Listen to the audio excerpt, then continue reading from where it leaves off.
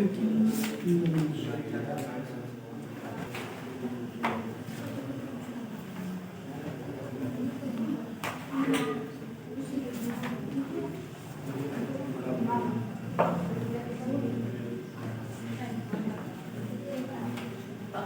में दिखाते हैं ई। अच्छा, तो ये क्या है? इसके पहले ये जाने कि लॉ ऑफ डिमांड क्या है, मांग का नियम क्या कहता है, बता दो। मांग का नियम क्या कहता है? मांग का नियम कहता है कि किसी भी वस्तु के कीमत में परिवर्तन होने पर मांग में होने वाले परिवर्तन के दिशा को बताता है, एक डायरेक्शन देता है। कीमत बढ़ रही है तो मांग घटेगी, एक डायरेक्शन देता है, नीचे जाएगा। या हम कहें कीमत घट रही है तो मांग बढ़ेगी। लेकिन यह नहीं बताता है कि कितना मांग बढ़ेगी और कितना मांग घटेगी। यह बताता है मांग की लोच, यानी मांग के नियम का यह एक मात्रात्मक व्याख्या है। मांग की लोच क्या है? मांग के नियम का एक मात्रात्मक व्याख्या है। इसमें क्या कहा जाता है? मांग की लोच क्या है? अन्य बातें समान रहने पर किसी वस्तु के कीमत में परिवर्तन होने के फलस्वरूप मांग में होने वाले परिवर्तन के दर को बताता है, एक रेट बताता है। रेट मतलब कि मांग अगर इतना कम हुआ है, कीमत अगर इतना कम हुआ है तो मांग इतना बढ़ गया। तो यह क्या है? यह मात्रा को बताता है। और जो मांग का नियम था वह एक डायरेक्शन बताता था कि घटेगा कि बढ़ेगा, लेकिन ये कितना घटेगा कितना बढ़ेगा यह बताता है मांग की लोच। तो मांग की लोच क्या है? इसको ऐसे परिभाषा देना कि मांग के नियम का यह एक मात्रात्मक व्याख्या है। मांग की लोच क्या है? मांग के नियम की मात्रात्मक व्याख्या है। अन्य बातें समान रहने पर किसी वस्तु के कीमत में परिवर्तन होने के फलस्वरूप मांग में होने वाले परिवर्तन के दर को बताता है, एक डायरेक्शन देता है। यही क्या है? मांग की लोच है। अच्छा, अब जो मांग की लोच है, मांग की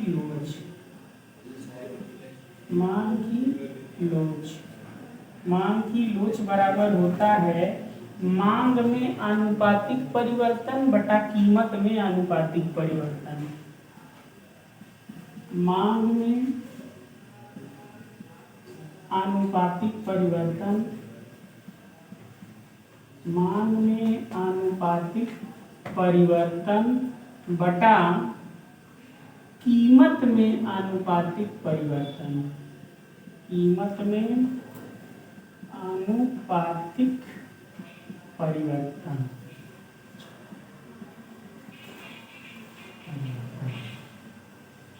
मांग में प्रतिशत परिवर्तन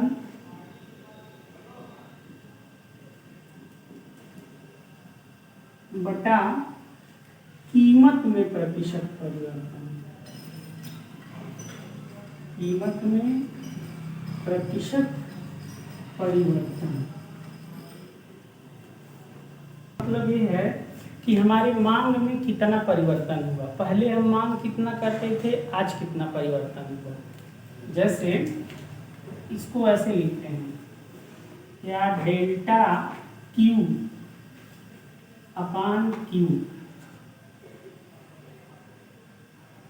अपान डेल्टा पी अपान पी, इस रूप में इसको लिखते हैं।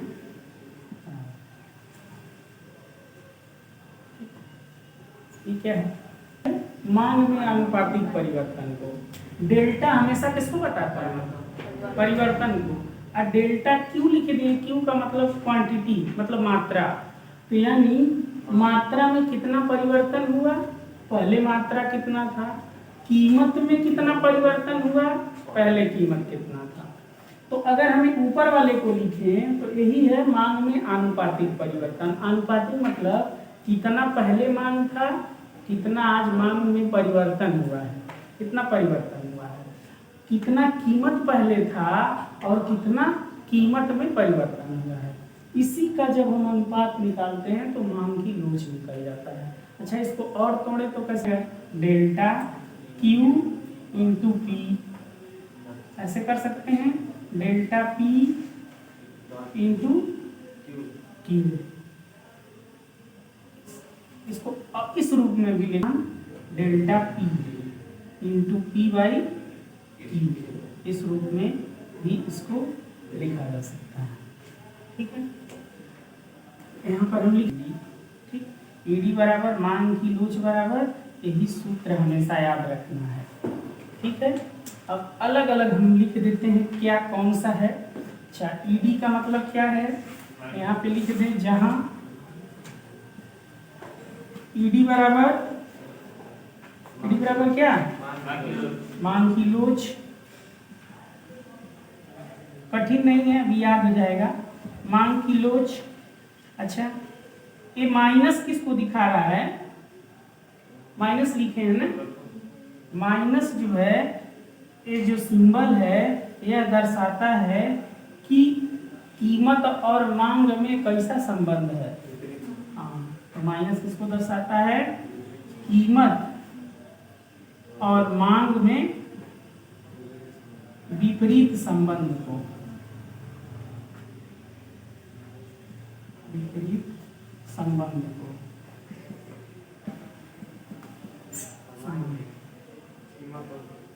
हाँ, कीमत और मांग में,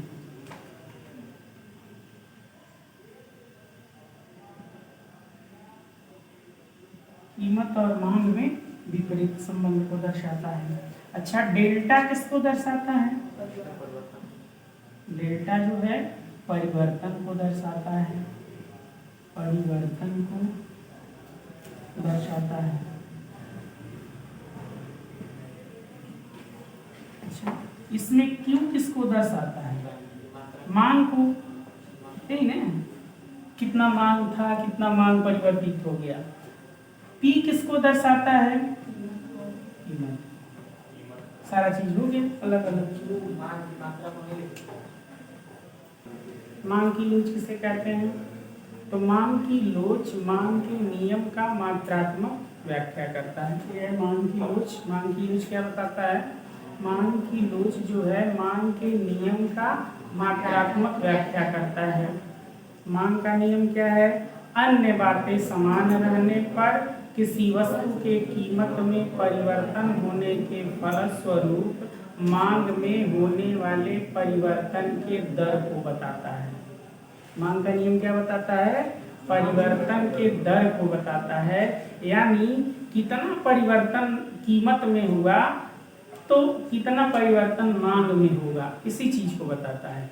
मांग का नियम क्या बताता था, मांग का नियम बताता था कि किसी वस्तु के कीमत में परिवर्तन होने के फलस्वरूप मांग में होने वाले परिवर्तन के दिशा को बताता था, एक डायरेक्शन देता था। लेकिन ये क्या बताता है, ये रेट बताता है, दर बताता है, यानी कितना परिवर्तन होगा। तो यह दोनों में अंतर, तो उसी का यह मात्रात्मक व्याख्या का लोच बराबर होता है मांग में आनुपातिक परिवर्तन बटा कीमत में आनुपातिक परिवर्तन। इसे और रूप में भी दिखा सकते हैं, जैसे मांग में प्रतिशत परिवर्तन बटा कीमत में प्रतिशत परिवर्तन।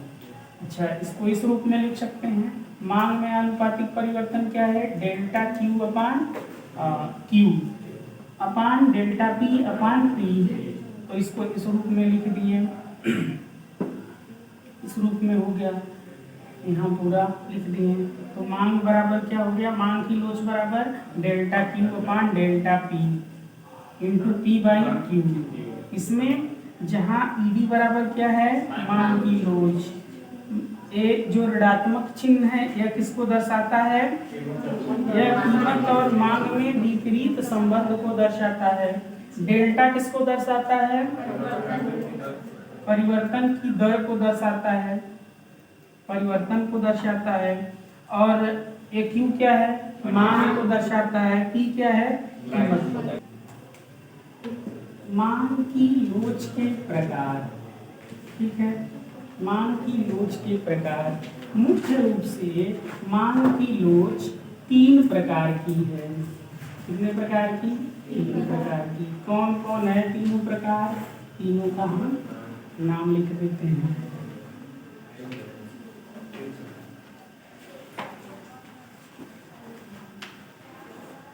मांग की कीमत लोच, मांग की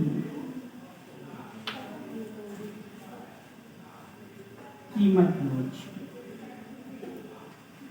एक है मांग की आय लोच,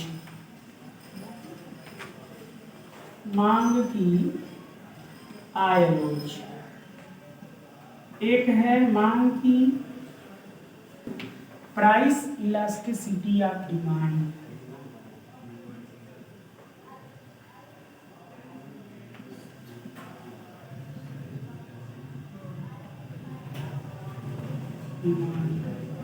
इसको बोलते हैं income elasticity of demand.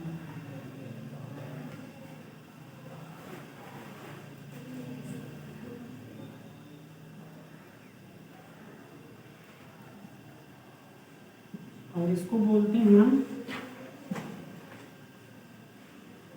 Cross elasticity of demand.